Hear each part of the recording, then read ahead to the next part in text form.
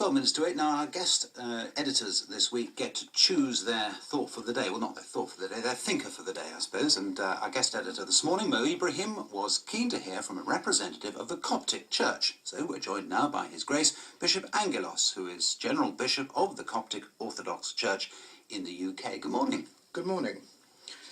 The landscape of the Middle East has been changing significantly. And in the midst of revolutions, uprisings, terrorist acts, and general social unrest, there is a small but significant group of individuals trying to live an increasingly difficult situation. It is often forgotten that Christianity actually started in those lands that are now overtaken by conflict. Whether following the Western calendar celebrating Christmas on the 25th of December, or as we do in the Coptic Orthodox Church following the Julian calendar celebrating it on the 7th of January, Christians in the Middle East are experiencing this year's Nativity feast in an uncertain and volatile climate. The place that was to be the springboard of peace on earth and goodwill towards men, as proclaimed by the angels at the birth of Christ, has unfortunately become a fertile ground for conflict and fragmentation.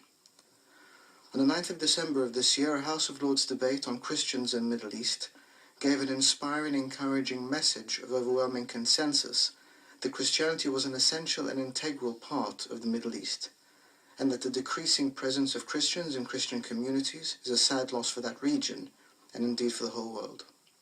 Focusing on Egypt, home of the Coptic Orthodox Church, the largest Christian denomination in the Middle East, and an indigenous church since the 1st century, we see an increasingly uncertain time ahead, not only for Christians, but for the whole nation. Egypt is now living a state of unprecedented political freedom, which has ironically led to a greater instability and the appearance of radical and conflicting political and religious ideologies.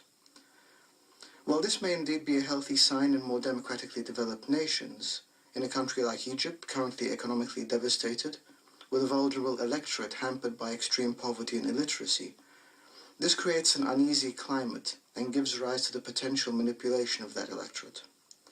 Having said that, however, we have not in the past, and do not now intend to live in a spirit of defeat or self-pity.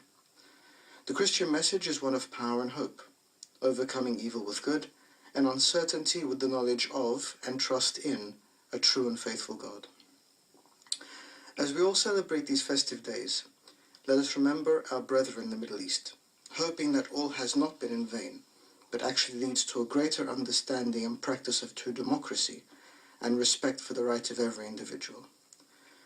We must also remember that for many millions of Christians in the Middle East, along with their brethren in Nigeria, who on Christmas Day experienced such tragedy at what should have been a time of sacred celebration, these days commemorate the birth of the incarnate Word, who is still the source of the hope, courage, and resilience with which they live till today. That was Thought for the Day with His Grace Bishop Angaelos of the Coptic Orthodox Church.